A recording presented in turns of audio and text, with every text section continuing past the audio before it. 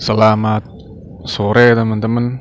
Eh, Alhamdulillah jumpa lagi dengan channel Kumajapan, channel yang membahas tentang eh, seputar kerja di Jepang teman-teman ya, dan seputar kehidupan di Jepang. Kali ini saya mau membagikan tips teman-teman ya untuk menghilangkan rasa malas dan kebiasaan menunda-nunda teman-teman ya. Jadi satu paket ya. Biasanya kalau kita malas ya kita sering nunda-nunda ya kebaikan, entah itu belajar, entah itu pokoknya sesuatu yang baik ya, entah itu olahraga gitu, udah besok aja, gampang, masih ada besok gitu teman-teman ya. Nah, kebiasaan menunda-nunda dan malas ini biasanya ya dari awal mulanya tuh dari asupan makanan kita teman-teman. Nah, ini tips yang pertama ya. Jaga asupan makanan yang masuk ke dalam tubuh sampean teman-teman ya. Tubuh ini saking baiknya kan, sampean makan apa aja tuh nggak pernah ditolak ya. Sampean makan yang enak-enak nggak pernah kan dimuntahin lagi sama tubuh, nggak pernah gitu kan, pasti kan langsung dicerna gitu ya. Nah, kebaikan tubuh ini jangan sampai salah gunakan ya, mentang-mentang dia tubuh ini orangnya sifatnya nerimo ya, sampean kasih apa aja ya. Nah, untuk makanan-makanan yang tinggi gula, karbohidrat itu mengakibatkan insulin kita naik tinggi teman-teman ya. Insulin kita naik, ketika insulin naik nanti gula darahnya diturunkan, drop, kita jadi cepat ngantuk teman-teman ya. Cepat lemas, gampang capek ya, dan makanan yang tinggi gula dan karbo itu menyebabkan peradangan teman-teman ya, inflamasi pada tubuh. Jadi itu badan nggak enak gitu ya, cepat pegel ya, nggak enak pokoknya. Nah, yang pertama tipsnya ya, hindari makanan-makanan yang mengandung gula teman-teman ya. Untuk yang karbo ya dikurangi. Kalau bisa sampean stop makan makanan gula ya. Selain bikin inflamasi ya, bikin lemes, bikin ngantuk, juga bikin kinerja otak menurun teman-teman ya. Semakin kita sering makan gula, semakin tumpul otak kita teman-teman ya. Iya, serius. Nah, supaya itu ya kita hindari makanan gula, kita kurangi karbonya, nasinya aja. Kalau sampean makan ya jangan segunung teman-teman ya, dikurangi ya, dikit aja. Kemudian yang kedua, proses masaknya teman-teman. Nah, tadi asupan tuh hindari gula, nah karbo-karbo ya, nasi, tepung segala macam dikurangi. Minyak-minyak juga dikurangi, jangan sering makanan gorengan ya. Minyak itu kan minyak sayur mengandung omega 6 teman-teman. Kalau dia ketemu sama kalsium itu nanti bikin kayak kerak gitu teman-teman ya di pembuluh darah, akhirnya kita gampang hipertensi gitu teman. Akhirnya kita tuh orangnya jadi cepat ngamuan gitu ya, gampang ngamuk ya, emosian ya. Terus ya resiko serangan jantung yang paling bahaya kan karena tersumbat pembuluhnya teman. Serangan jantung sama stroke ya kalau hipertensi itu. Kemudian yang kedua teman-teman ya, proses memasak makanannya. Kalau bisa ya itu prosesnya jangan kebanyakan proses, jangan kelamaan. Misalkan sampean gorengnya lama sampai kering gitu ya, itu nanti gizinya hilang teman-teman ya. Jadinya karbo doang. Mana minyak juga bahaya kan tadi yang seperti saya bilang. Kalau bisa proses yang masaknya tuh dikukus teman-teman ya. Jadi kalau dikukus kan dia pakai uap air ya. Itu sebentar aja, paling ngukus ayam tuh 7-10 menit udah matang teman-teman. Daging ayam dipotong kecil-kecil, sayur juga paling 3 menit ya. Jadi prosesnya sebentar, gizinya masih banyak. Karena kalau kita makan makanan yang diproses sebentar ya, tidak lama, tidak panjang ya, kayak gula kan prosesnya panjang itu teman-teman. Minyak juga. Kalau sebentar itu di tubuh enak teman-teman ya, gizinya nggak berkurang banyak ya, di tubuh enak. Jadi kita kalau bisa ya makan masakan tuh yang bikin tubuh enak, bukan bikin lidah enak. Kalau sampean nuruti lidah terus ya kasihan tubuh sampean ya. Sampean makan yang manis-manis, yang minyak-minyak kan enak itu ya rasanya ya. Wah, cuma di badan semakin lama semakin payah, badan kita semakin tersiksa gitu teman-teman. Kasihan. Jangan mentang-mentang badan kita nerimo, kita seenaknya sendiri gitu. Itu teman-teman ya. Proses masaknya dicermati lagi ya. Kalau misalkan sering goreng-goreng, ganti aja rebus-rebusan atau yang dikukus. Kemudian yang ketiga, frekuensi makan teman-teman ya, dikurangi, jangan sering makan. Kalau sering makan nanti ya itu insulinnya naik terus ya, kita akhirnya naik turun teman-teman ya, kayak roller coaster ya. Moodnya nggak stabil, akhirnya ya mau apa-apa males teman-teman, akhirnya mau belajar juga males, akhirnya ditunda-tunda, akhirnya nggak belajar teman-teman ya. Jadi dikurangi ya frekuensi makannya. Misalkan sampean 5 hari sekali ya, dikurangi jadi 3 hari sekali dengan makanan-makanan yang tinggi protein dan serat. Jangan makanan-makanan yang tinggi gula dan karbo ya, itu malah bikin cepet lemes gitu, cepet ngantuk, ongap-angop teman-teman ya. Jadinya males, akhirnya kita menunda-nunda gitu. 3 frekuensi makanan ya teman-teman. Yang keempat adalah puasa teman-teman ya. Puasa kan makannya 2 kali sehari. Karena kalau puasa sampean jeda minimal antar makan itu 12 jam ya. Itu nanti otak membentuk sel-sel otak yang baru ya. Jadi meregenerasi sel-sel yang sudah rusak itu dipakai untuk energi, nanti diganti sel-sel yang baru saat kita makan makanan yang baik ya, seperti tinggi protein dan serat, tapi proses masaknya tuh bentar, nggak lama. Terus kalau puasa itu kita insulinnya tuh stabil, nggak naik kan, otomatis kalau puasa kan kita nggak masukin makanan ya, insulin stabil, jadi energi sampean stabil, nggak gampang ngantuk, nggak gampang ngongap-angop. Terus otak membuat sel-sel otak yang baru, kita jadi lebih tajam pikirannya gitu, lebih mudah menangkap, memahami proses belajar. Seperti kata dokter Jamnadas itu yang orang India ya, kalau sampean punya nenek-nenek yang sering lupa ya, demensia, itu kata dia disuruh jangan kasih makan selama 3 hari gitu, jadi kasih minum aja. Soalnya kan jadinya dia otaknya memproduksi sel-sel otak yang baru, akhirnya bisa nggak gampang lupa ya, bisa cespleng lagi otaknya ya, jadi nggak gampang lupa, nggak demensia, jadi gampang inget.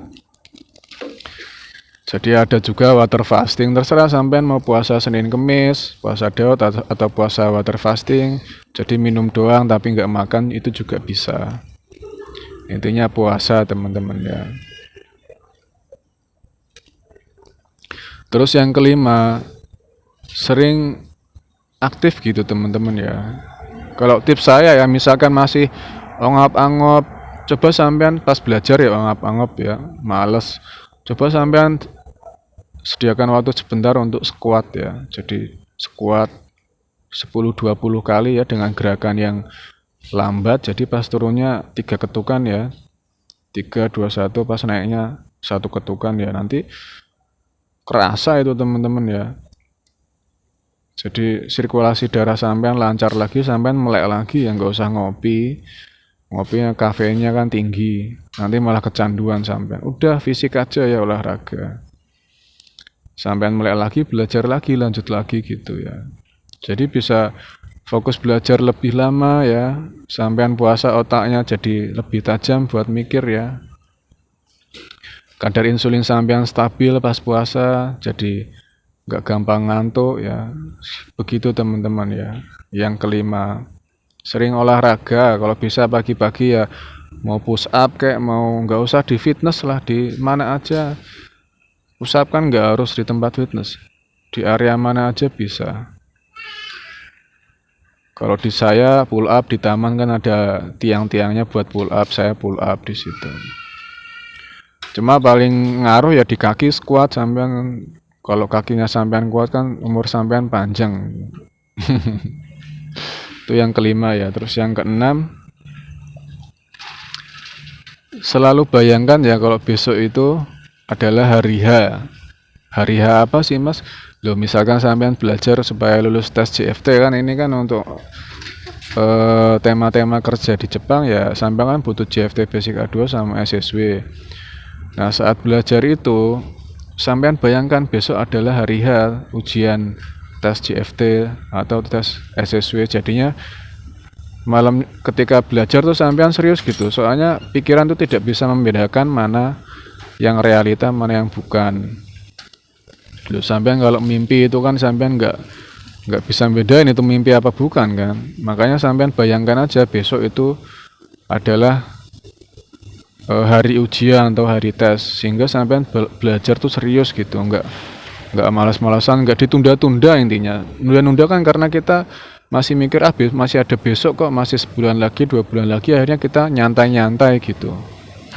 Coba kalau kita visualisasikan ya di pikiran, kita bayangkan kalau besok itu adalah hari ujian ya, pasti kita belajar serius teman-teman ya, lebih serius lah daripada nggak dibayangin kalau besok itu hari H. Soalnya saya pernah ya review Anki ya, per hari kan pasti itu kadang muncul 75 kartu, 25 ya awal-awal, 25 kartu yang buat direview ya. Kita buka kartunya, kita jawab bener enggaknya gitu kan. Itu saya pernah ya, tak buka doang, tak liatin doang ya, saya malas, nggak saya buka kartunya sampai kira-kira tuh 3 minggu ya. Tahu-tahu numpuk ya kartunya tuh udah ada sampai 500 kartu ya, numpuk ya yang harus direview. Warnanya hijau semua ya, kalau belum direview kan hijau dia. Angkanya 500. Terus saya bayangin ya, wah besok ini ujian ini. Saya visualisasikan di pikiran ya. Akhirnya saya belajarin tuh sejam doang kelar teman-teman ya, 500 kartu. Bayangin ya 3 minggu ya, hampir sebulan nggak kelar-kelar review Angki. Kalau kita bisa fokus serius ya, sejam kelar teman-teman ya. Alhamdulillah tes lulus gitu. Jadi daripada kita dadaan, mending tiap hari ya kita bayangin, oh besok ujian, besok ujian. Jadi kita belajar tuh konsisten gitu. Tiap hari istiqomah gitu teman-teman ya. Itu ya dari saya teman-teman ya tipsnya. Jadi berawal dari apa yang kita konsumsi nanti ngaruh di badan teman-teman ya. Ketika badan kita enak, mood kita juga enak, jadi kita belajar juga enak. Dengan tips-tips yang tadi ya, dengan puasa, olahraga fisik, jadi pikiran kita, otak kita juga bisa optimal dipakainya gitu. Dan yang ketujuh teman-teman ya, harus berani ya untuk uzlah teman-teman ya. Uzlah itu menjauh sebentar ya dari kebiasaan sampean kayak nongkrong ya, main game. Jadi luangkan waktu untuk sendiri teman-teman ya. Sampean nggak akan bisa fokus kalau sampean nggak sendiri ya. Sampean sering nongkrong apalah ya, main gadget ya, ngobrol-ngobrol sama orang lain di gadget atau di dunia nyata, di media sosial, itu sampean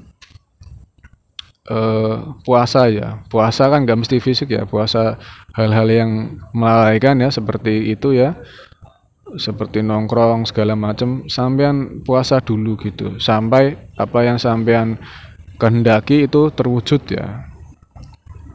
Kalau kehendak kan kita udah tekad kuat ya, udah niat, udah azam ya. Nah itu ya kita harus mau berubah ya, merubah kebiasaan-kebiasaan kita yang biasa leha-leha, santai-santai. Kita harus berani. Kalau kita nggak berani berubah ya gimana mau bisa mendapatkan hasil yang berbeda teman-teman ya. Itu teman-teman. Itu ya 7 tips untuk menghilangkan rasa malas dan kebiasaan menunda-nunda. Nah ini ada info dari Kumajapan teman-teman ya. Saya rencananya itu mau membuat grup teman-teman ya. Paling grupnya cuman tak batasin 10 orang teman-teman ya. Jadi Ya, tak asumsikan teman-teman belum tahu bahasa Jepang sama sekali, jadi mulai dari nol. Nanti grup ini ya kita komunikasi gitu ya, saya dampingi ya, ya ibarat ini saya teman sampean ya, teman belajar. Saya dampingi ya untuk belajar bahasa Jepang sampai sampean nanti bisa belajar mandiri gitu teman-teman ya. Tak dampingi selama sebulan teman-teman ya. Nanti saya buatkan grup. Cuma untuk yang N5-nya saya belum buat Anki-nya ya, kartunya Anki-nya, decknya. Nanti saya akan buatkan, saya ambil dari buku Somatome ya. Untuk yang N4 ya, JFT Basic A2, N4 dan N3 saya ada ya kartu Anki-nya. Kalau sampean belajar Somatome kan bahasanya kan dia Inggris, Korea, Vietnam ya. Nggak ada Indonesia, jadi kalau di kartu saya itu udah saya terjemahkan ke bahasa Indonesia semua teman-teman, jadi sampean lebih mudah ya. Ya ini saya tawarin aja teman-teman yang mau, nanti yang sudah tekad bulat ya, yakin mau kerja ke Jepang, ingin merubah hidup ya lebih baik lagi ya, sampean bisa komen ya di kolom komentar alasan kenapa kok mau kerja ke Jepang. Jadi saya tahu betul ya orang-orang yang benar-benar memang niat ya, nanti akan saya bantu gitu. Nanti metodenya ya untuk yang belum sama sekali nggak tahu bahasa Jepang ya, nanti paling awal-awal ya hafalin hiragana katakana. Udah itu aja, hiragana katakana hafal udah, kita lanjut belajar pakai Anki ya, N5. Nanti akan saya buatkan N5-nya, kotobanya. Jadi sampean review ya kotobanya, sampean buka kartunya. Nah, untuk materi grammarnya, bumponya nanti saya ambil dari videonya Kinoko Channel teman-teman ya. Nanti sampean bisa download sendiri, nanti dengerin di headset ya, di atau headset kabel atau headset Bluetooth terserah gitu. Kalau yang kerjanya bisa headsetan ya sampean pakai headset Bluetooth ya, enak 8 jam sampean dengerin tiap hari itu. Seminggu pasti sampean hafal bumbunya itu ya N5. Terus untuk dokai cokai ya itu ngikutin. Jadi kalau sampean kotobanya sudah mantep, bumbunya sudah mantep ya, dokai cokai gampang teman-teman ya. Nah nanti belajarnya bukunya di Somatome teman-teman ya. Kalau sampean nggak ada buku fisik nanti tak kirimin PDF-nya. Nah di grup itu nanti ya, karena saya yang memberikan materi, yang maksudnya ya istilahnya ngajarin ya, walaupun saya juga pemula ya, saya dampingin lah ya teman-teman ya, kayak jadi mentor gitu ya, teman belajar. Nanti saya arahin tiap hari sampean harus belajar apa aja gitu selama sebulan. Harapannya nanti dengan sebulan kita di grup itu ya, komunikasi, tanya jawab, sampean tanya apa aja nanti saya jawab. Nanti sampean tahu gitu, oh belajar mandiri sebulan sampean sudah bisa belajar sendiri, jadi bulan berikutnya sampean belajar sendiri, nggak usah saya dampingin gitu. Nanti paling ya kan saya liburnya Rabu sama Minggu, nanti tiap libur saya buka kelas Zoom ya, sejam, supaya sampean bisa tanya langsung gitu, komunikasi ya. Sebenarnya di grup juga udah bisa sih, cuman kalau sampean masih pengen nanya langsung ya, nanti ada Zoom-nya ya di hari Rabu sama Minggu teman-teman ya. Kalau mau ya paling mulainya bulan depan teman-teman ya, awal bulan. Soalnya yang N5-nya kartunya belum saya bikin. Saya batasin, ini kan yang subscribe kan 1000 orang ya. Berarti ya kalau sampai subscribe channel saya berarti sampai antara ingin tahu kehidupan Jepang sama ada niat untuk bekerja di Jepang kan. Nah, atau belajar bahasa Jepang. Nah, ya saya nggak bisa kalau banyak-banyak, paling 10 orang tak batasin. Nanti kalau sampean ada yang lebih, kelebihannya paling bulan depan ya tak dampingin gitu, tak mentorin, tak bantu. Seperti itu teman-teman ya. Kalau misalkan ada yang minat bisa komen di kolom komentar ya. Semoga bisa bermanfaat, itu aja. Itu saja dari saya teman-teman ya, 7 tips untuk menghilangkan rasa malas dan kebiasaan menunda-nunda yang bisa bikin hidup kita tuh sengsara gitu teman-teman ya, susah ya karena olah perilaku kita sendiri teman-teman. Hidup ini kan sebab akibat teman-teman. Kalau kitanya hidupnya leha-leha, malas-malas ya nanti hasilnya ya leha-leha, malas-malas ya. Jadi kalau sampean nanti susah karena kemalasan sampean ya sampean jangan protes gitu ya. Kalau sampean nggak mau susah ya sampean rubah kebiasaan sampean. Itu saja teman-teman ya, semoga informasi ini bermanfaat. Semoga teman-teman sekeluarga selalu sehat, bahagia, damai sejahtera selalu ya, hidupnya adem ayem tentrem, gemah ripah loh jinawi, amin.